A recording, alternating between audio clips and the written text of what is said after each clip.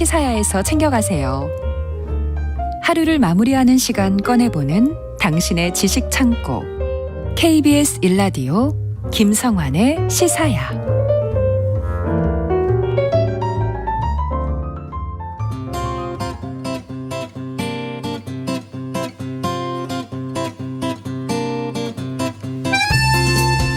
아시다시피 지난 6일 새벽 튀르키예 남부와 시리아 지역에서 7.8 규모의 강진이 발생했습니다. 이번 지진은 튀르키예 역사상 최악의 인명피해를 낸 지진으로 기록될 전망인데요. 불법 건축물을 눈감아준 에르도안 대통령에 대한 부정적인 여론이 커지면서 이번 지진이 5월 대선의 최대 변수가 될 것이다 라고 하는 관측까지 나오고 있습니다. 어떤 상황인지 오늘 세계 이면에서 자세히 살펴보도록 하겠습니다. 외신캐스터 전주현 씨 나와 계십니다. 안녕하세요. 네, 안녕하세요. 네, 지금까지 피해 사항부터 한번 좀 점검해 볼까요? 지금 7일 정도 됐는데요. 7일 만에 사망자가 3만 6천 명을 넘어서서요. 양국의 사망자가 지금 3만 6,217명까지 집계가 된 상황입니다. 13일까지 이제 튀르키예에서 사망자 수가 이 튀르키예 안에서만 3만 1,643명이고요. 시리아에서 최소 4,754명이 숨진 것으로 알려져 있어요. 5천여 명이 지금 부상을 입었고 네. 지금까지 확인된 부상자 수도 9만 2,600여 명이다. 이런 얘기가 나오고 있고요. 문제는 시리아인데요. 내전이 계속되고 있으니까 정확하게 통계를 작성하기가 어렵습니다. 네. 접근도 지금 어렵고요. 그래서 실제 사망자는 훨씬 많을 것이다 라면서 세계보건기구는 시리아 안의 사망자는 현재까지 9,300명에 이를 수도 있다라는 잠정 집계를 내놓기도 했습니다. 말씀하신 것처럼 이번 지진이 튀르키예 역사상 최악의 인명피해를 낸 지진으로 기록될 것으로 보입니다. 그동안 기록은 1939년에 북동부 에르진잔주에서 발생했던 7.8 규모 강진이었는데요. 네. 당시 사망자 수가 3만 3천여 명이었거든요. 그래서 처음에 이건 안 넘겠지라고, 안 넘었으면 좋겠다라고 다들 기대를 했었는데 지금 이 선을 넘어서서 3만 6천 명까지 늘어난 상황입니다. 사망자가. 그리고 현재까지 피해 규모로도 2000년대 들어서 전 세계적으로 5번째로 많은 인명피해를 낳은 자연재해가 됐습니다. 문제는 유엔이 앞으로 사망자가 지금보다 2배 이상 늘어날 수도 있다라는 전망을 내놨다는 점인데요. 유엔 난민기구는 지금 시리아에서만 530만 명이 피난처가 필요하다라고 얘기를 했고요. 세계보건기구도 지금 굉장히 많은 사람이 지금 260만 명가량이 이번 강진의 영향을 받았다라고 추산치를 내놨고 유엔은 튀르키예랑 시리아에서 긴급 식량 지원이 절실한 사람이 최소 87만 명이다. 이런 얘기를 내놨습니다. 이번 강진으로 경제적 손실도 엄청나겠죠. 그렇습니다. 튀르키예가 최근 강진으로 국내 총 생산의 10%에 해당하는 경제적 손실을 입을 것이다. 이런 추산치가 나왔는데요. 튀르키예 기업 연맹이 이제 발표한 수치입니다. 이제 7.8이 있었고 7.5의 여진이 또 잇따라 발생을 했었잖아요. 네. 이 두 차례에 걸쳐 발생한 지진 때문에 840억 달러, 우리 돈으로 107조 원이 넘는 경제적 손실이 예상된다라고 얘기를 했고요. 주거용 건물이 708억 달러, 그러니까 거의 90조 원 상당의 피해가 생겼고요. 그리고 이제 추가로 이제 국민 소득은 한 13조 2천억 원 정도가 더 손실이 발생할 것으로 추산을 했습니다. 또 이제 노동력 손실 규모도 29억 달러, 3조 7천억 원에 달할 것으로 보이는데요. 지금 튀르키예 남동부 10개 주에서 1,350만 명이 심각한 영향을 받았다. 이제 직간접적으로요. 이웃 나라인 시리아 북동부도 피해가 컸죠. 그래서 이제 이번 추산이 아까 이제 국내 총생산의 10%에 해당한다라고 말씀을 드렸는데 네. 1999년에도 18,000명이 사망한 지진이 튀르키예에서 있었습니다. 그때 이제 나중에 이제 집계를 해보니까 그거랑 비교를 해보면 이번 지진에 그 정도의 피해가 발생할 거다라는 추산이 나온 거고요. 지금 인프라가 굉장히 많은 피해를 입었습니다. 그래서 올해 튀르키예 재정 적자는 GDP 대비 5.4%를 넘어설 수 있다. 이런 얘기가 나오고 있고요. 문제는 튀르키예 경제가 이 지진 전부터 굉장히 안 좋았다는 점입니다. 안 그래도 이제 굉장히 높은 물가 상승률 때문에 타격을 입고 있었는데 지진이 또 영향을 미쳐서 지금 생산망, 공급망을 타격을 해버렸습니다. 그래서 예상보다 더 큰 경기 침체를 불러올 가능성이 높다. 이런 얘기가 나오고 있고요. 이번 지진이 이제 강타한 지역이 튀르키예 경제의 10분의 1 정도를 차지하는 남동부 도시들이었어요. 전체 인구의 18%가 살고 있었거든요. 이 지역이 전통적으로 실업률이 높고요. 소득이 낮은 지역이었습니다. 근데 지진으로 그마저 일상마저 다 무너져 내렸거든요. 그러니까 네. 빠른 시간에 회복되기가 굉장히 어렵고요. 지금 시리아 얘기는 더 절망적인데 지금 10년 넘게 내전이 이어지면서 국토가 이리저리 갈라져 있는 상황이고요. 경제가 2020년에서 2021년 사이 마이너스 성장을 했습니다. 거의 붕괴 상황이다 이런 평가가 있었거든요. 근데 여기 강진까지 겹쳤으니까 인도적 위기는 더 커질 수밖에 없는 상황이 됐습니다. 그러니까 시리아가 제스민 혁명 이후부터 계속 지금 혼란을 겪었다 이렇게 그렇습니다. 보시면 되잖아요. 네네. 아랍의 봄 이후 2011년 이후부터 계속 이런 거죠. 그러니까 얼마나 오랫동안 네. 지금 내전에 시달린 거예요. 근데 지진까지 덮쳤으니까 진짜 고통이 클 것 같은데, 근데 튀르키예 같은 경우에는 에르도안 대통령이 이렇게 큰 피해가 났는데 1년 안에 재건하겠다 이렇게 얘기했어요. 네, 지금 정부가 가능한가 모르겠네요. 안 된다라는 얘기가 지금 네. 전문가들은 많이 하고 있는데요. 일단 에르도안 대통령은 정부가 1년 안에 주택 재건을 완료하겠다 이런 얘기를 했습니다. 그리고 이제 재난 구호금으로 일단 1,000억 리라 한 6,700억 원을 배정한 상황인데요. 전문가들은 이건 안 된다라는 입장이에요. 네. 최소 아주 조금 잡아도 몇 년은 걸릴 수밖에 그럼요. 없다라는 건데요. 지금 17,000여 명이 숨졌던 1999년 대지진 때는 대규모로 군병력이 투입이 됐었습니다. 그래서 생각보다는 빠른 기간 안에 재건을 할 수 있었거든요. 네. 근데 지금 이번에 지진이 강타한 튀르키예 남부는 쿠르드족이 많이 살고 있는 곳입니다. 그래서 맞아요. 주민들이 이제 튀르키예군이 쿠르드족을 많이 탄압을 하고 그 공습도 많이 하고 그랬잖아요. 예. 그러니까 군이 들어온다고 그러면 꺼릴 수밖에 없는 그런 상황이라는 거죠. 그러니까 군 투입이 쉽지 않은 상황이고요.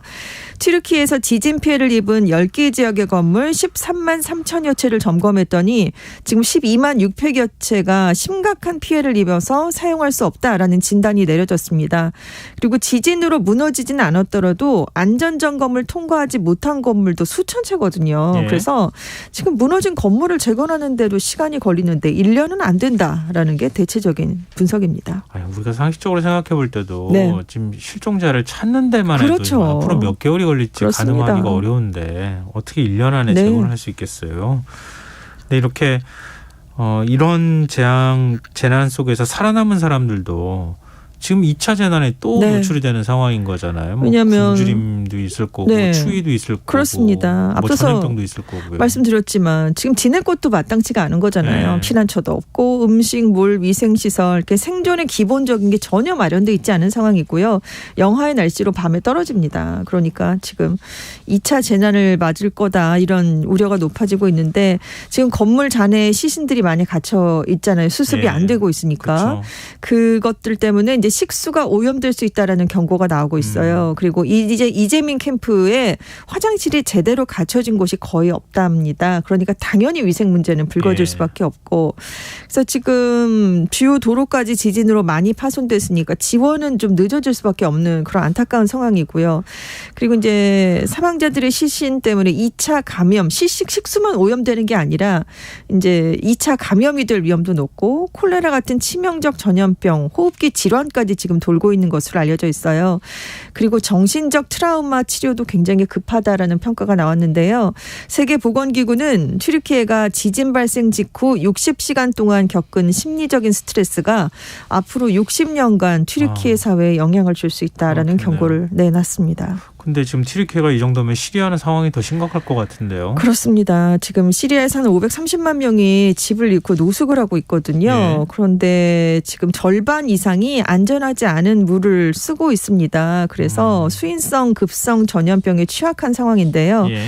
안 그래도 이렇게 지진이 발생하면 위생이 악화되죠. 깨끗한 물을 공급받을 수 없으니까요. 네. 그래서 뭐 콜레라, 장티푸스, 발진티푸스 같은 질병이 이제 곧바로 따라오게 되는데, 문제는 시리아가 작년 9월부터 이미 콜레라가 많이 유행을 하고 있던 상황이었다는 점입니다. 그런데 이번 지진으로 피해가 큰 북서부 지방에 환자가 그곳을 중심으로 많이 퍼져 있던 상황이었거든요. 그러니까 지진으로 상황은 더 안 좋아질 수밖에 없고, 지금 시리아 북서부가 왜 이러냐면 12년 동안 내전을 하면서 상수도가 망가졌습니다. 네. 그런데 유프라테스강 이제 물을 쓰는데 이제 오염이 됐거든요. 그 강의 물이 식수랑 농업용수로 그대로 이제 쓰이면서 콜레라가 안 그래도 쉽게 확산될 수 있는 환경이 돼버렸습니다. 그래서 지난달에도 시리아에서만 콜레라 의심 사례가 7만 7천 건이 발생을 했는데 이 절반이 이번에 지진이 난 북서부 반군 지역에서 보고가 된 거였어요. 그래서 지금 강진으로 반군 지역 안에 있던 보건시설들이 굉장히 많이 파괴됐습니다. 남아있더라도 운영이 중단된 데가 많아요. 그래서 지금 시리아에서는 무엇보다 콜레라가 심각한 공중보건 위협으로 떠올랐습니다. 근데 지금 피해 지역의 치안이 불안정해지면서 네. 구조 작업을 제대로 못하는 일도 있습니까? 네, 저희가 앞서 말씀을 드렸죠. 네. 현지에서 약탈이나 파벌 간의 무장 충돌이 벌어지고 있습니다. 그래서 지금 남부 하타이주가 가장 피해가 심한 지역이거든요. 예. 파벌들 간의 싸움이 일어나서 총격 사건이 발생을 하고 있는 거예요. 그래서 지금 독일하고 오스트리아 구조대는 잠시 구조 작업을 중단한 상황이고요. 이게 문제가 되니까 튀르키예 당국이 엄중하게 단속하겠다라는 입장을 밝히면서 치안이 불안한 지역에 경찰을 배치했습니다. 그리고 지금 비상사태가 선언돼 있으니까요. 약탈 용의자에 대한 법정 구금 기간을 사흘 더 늘리는 그런 조치를 취하기도 했고요.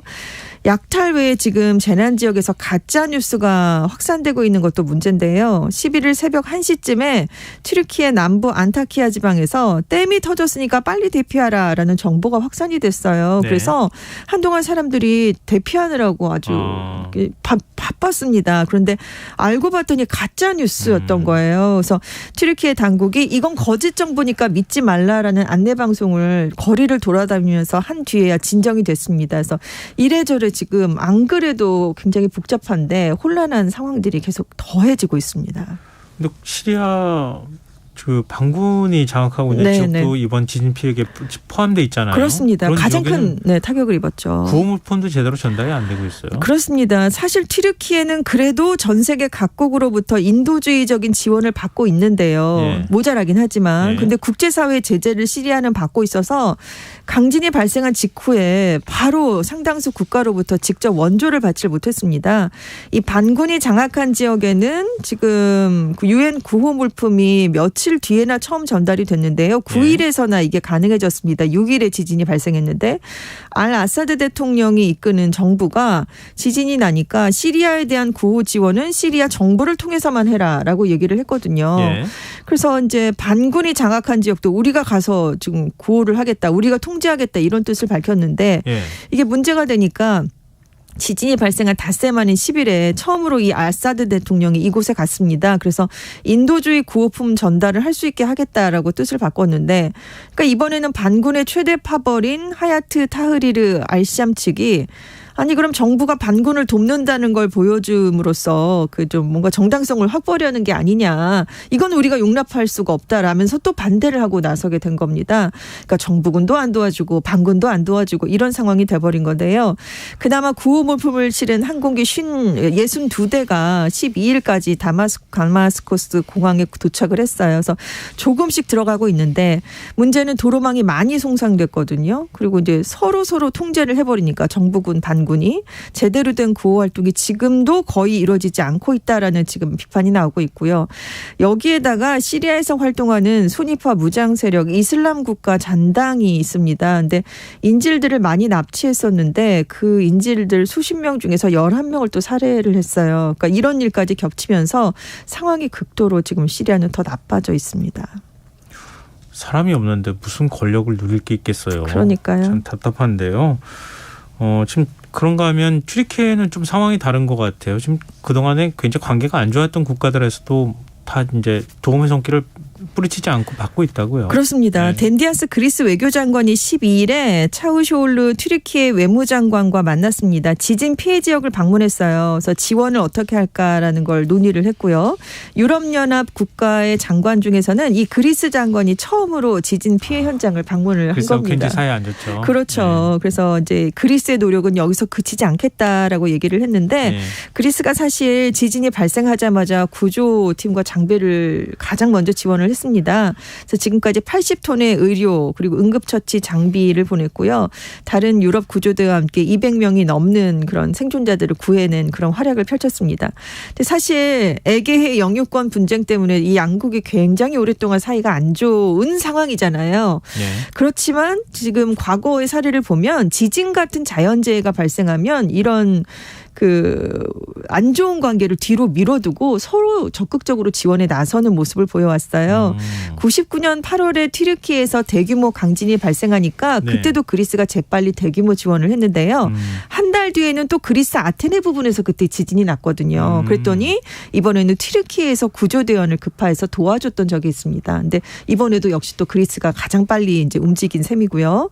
그리고 아르메니아가 35년 만에 튀르키예 쪽 국경을 열었습니다. 그리고 구호 물품을 보냈어요. 네네. 한 100톤에 달하는 식량과 의약품 등을 보냈는데 이게 양국의 국경이 열린 게 1988년 이후 처음이었다고 합니다. 그래서 그때도 88년에도 왜 열렸냐면 지진 피해를 본 아르메니아의 튀르키예 적신월사가 구호품을 보냈었다고 해요. 그러니까 그때도 자연재해 때는 국경을 열어서 도와줬던 적이 있는데 사실 튀르키예랑 아르메니아도 아르메니아 대학살 사건 때문에 오랜 기간 앙숙관계인 그런 사이입니다. 왜냐하면 이제 오스만 제국 당시에 150만 명의 아르메니아인을 살해하거나 추방을 했었잖아요. 근데 튀르키예 정부는 오스만 제국이 이 학살에 조직적인 관여를 했다는 사실을 부인해 와서 지금 아르메니아랑 이 튀르키예 이제 오스만 제국부터 이어지지만 100년 넘게 갈등을 이어왔었는데 이렇게 인도주의적으로 도와줘야 될 상황이 생기면 이 양국 아까 그리스도 그렇고요. 이렇게 서로 국경을 열면서 도와주는 모습을 보이고 있습니다. 그리스도 오스만 제국의 지배를 받았었기 그렇죠. 때문에 네. 우리 한일 관계하고 좀 비유를 하면서 비슷하다고들 얘기 그렇습니다. 많이 하잖아요. 사실 굉장히 안 좋은 상황의 근데 또 국가들인데. 우리도 역시 어려움 빠졌을 때 그럼요. 일본 돕기도 하고 일본도 그렇습니다. 우리를 돕기도 하는 거랑 좀 네네. 비슷한 것 같아요. 근데 이번 부실 시공이 네. 지진 피해를 더 키웠다고 하는 비판의 목소리가 나오고 있잖아요. 그렇습니다. 그래서 튀르키예 법무부가 이제 지진 범죄 수사대라는 걸 꾸렸어요. 그래서 건물 붕괴랑 관련된 건축 전문가들 지금 한 131명 등을 구금해 놓은 상황입니다. 네. 그래서 이제 사실 튀르키예가 99년에 17,000명의 사망자가 발생했던 지진 이후에 내진 규제를 굉장히 강화했는데 이걸 지키지 않았던 건설자와 책임자를 형사 고발하겠다라고 지금 얘기를 하고 있는데요. 뉴욕타임스는 부실공사 책임은 이걸 눈 감아준 당국에 있다라는 지적을 내놨어요. 왜냐하면 에르도안 대통령 그리고 집권 여당이죠. 정의개발당이 2019년에 부동산 소유자가 건축법을 위반하더라도 구제받을 수 있도록 하는 법안을 추진했다는 얘기입니다. 그래서 처벌을 완화해줬다는 그렇습니다. 그게 적발이 돼도 이제 구제를 해줬다는 거죠. 그래서 43만 명 이상의 부동산 건설업자들이 혜택을 받았다고 합니다. 그래서 부실 시공을 그래서 계속 할 수 있었다는 거죠. 사람들이. 왜냐하면 어겨도 처벌을 받지 않으니까요. 규제가 아무리 강력하다고 해도. 네. 그러니까 이번 지진이 사실 강력하긴 했죠. 규모가 7.8이나 됐으니까요. 하지만 규정을 지켜서 제대로 지었다면 그런 건물까지 완전히 무너뜨릴 정도는 아니었다는 그런 지적이 전문가들 사이에서 나오고 있습니다. 내진 설계했으면 이렇게 건물 자체가 폭삭 주저앉거나 무너지진 않을 거 아닙니까? 일부는 지탱하고 있었을 거 아니에요. 하고 기둥이 몇 개는 남아 있어야 된다는 거예요. 내진 설계를 하면. 그럼 틈이 생겨서 사람들이 빠져나올 수가 있게 내진 설계가 되는 건데 이거는 그냥 정말 팬케이크처럼 붕괴됐다 이렇게 얘기를 하잖아요. 그리고 심지어 최고급 자재를 써서 최신 방진 규제를 통과했다. 이건 1등급 건물이다라고 잘 알려진 신축 아파트도 이번에 똑같이 그렇게 붕괴가 됐거든요. 부실 시공 의혹은 커질 수밖에 없는데요. 이 튀르키예 남부가 지금 지진 피해를 입었는데 에르도안 대통령이 주도해서 건설붐이 일어났던 지역입니다. 예, 그래서 이제 에르도안 대통령이 그렇게 부실 시공을 한 사람들을 많이 사면해줬다라는 분노가 지금 시민들 사이에서 나오고 있는 거고요. 네.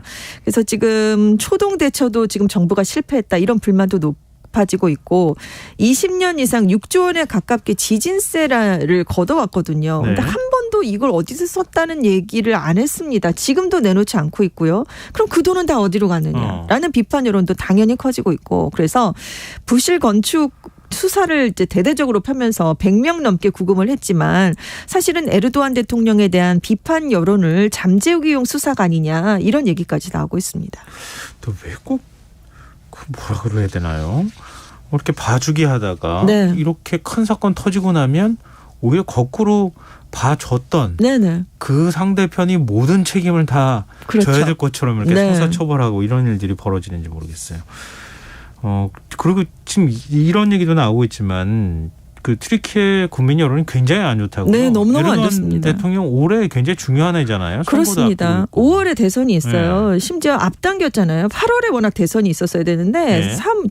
지금 여론이 안 좋으니까 조기 대선을 치른다고 앞당겨 놓은 상황인데 지금 지진 대응이 너무 부실하다, 무능하다라는 분노가 지금 쌓이고 있는데 지금 강진이 발생한 이후 일주일 정도가 지났는데 생존자 구조는 물론이고요. 살아남은 이재민의 생계 대책도 지금 마련이 되지 않은 상황입니다. 그래서 지금 10개 주에 3개월 동안 국가 비상사태가 선포된 상황인데 오히려 인권 침해 가능성이 더 커지는 게 아니냐. 무슨 비판 여론 같은 것들도 다 막고 지금 심지어 트위터도 잠깐 막았다가 풀은 적이 있거든요. 그리고 그동안 이제 비정부 기구나 시민단체들이 재해가 발생하면 큰 도움을 줬는데 예. 에르도안 대통령이 그동안 이 사람들이 활동하는 걸 굉장히 막았거든요. 그러니까 이번에도 큰 힘을 발휘할 수가 없고. 예. 그래서 사실 1999년 이후부터 24년 동안 통치를 하고 있거든요. 에르도안 대통령이 총리도 했다가 대통령도 했다가. 그래서 지금 튀르키예에서 5월 14일에 대선, 총선도 6월 18일 이전에 지금 예정이 돼 있기 때문에 민심에 어떤 변수가 될지 주목된다라는 얘기가 나오고 있는데 지금 폴리티코는 당국 관계자 발언을 인용해서요. 지진 대응을 이유로 에르도안 대통령이 대선을 연기할 가능성도 있다. 그럴 이런 가능성이 얘기도. 있어 보여요. 그렇죠. 지금 안 그래도 지금 너무너무 네. 지금 여론이 안 좋아서 여론조사를 해보면 안 좋은 굉장히 야당이 지는 걸로 많이 나왔었거든요. 네. 근데 지금 지진까지 일어났으니까 에르도안 대통령은 지금 설 자리가 굉장히 좁아졌습니다. 그러니까 과연 예상대로 대선을 치르겠느냐 지금 이런 얘기가 지금 나오고 있고요. 이번 지진이 발생한 주가 사실은 이 에르도안 대통령을 굉장히 적극적으로 지지했던 지역이었어요. 왜냐하면 이슬람 중심주의에 동참했던 그러니까 네. 아랍 쪽하고 가까운 지역이었으니까. 예. 근데 지금 사람들 얘기에서는 절대로 5월에 에르도안에게는 다시는 투표하지 않겠다라는 민심이 높아지고 있다고 합니다. 이렇게 뭐 이거 다 떠나서 하여튼 빨리 좀 구조조정 네, 그렇습니다. 진행됐으면 좋겠습니다. 지금까지 세계이면 외신캐스터 전주현 씨였습니다. 고맙습니다. 네, 감사합니다. 김성환의 시사 오늘 순서 여기서 마칩니다. 모바일 쿠폰 당첨자는 홈페이지 공지사항에서 확인하실 수 있습니다.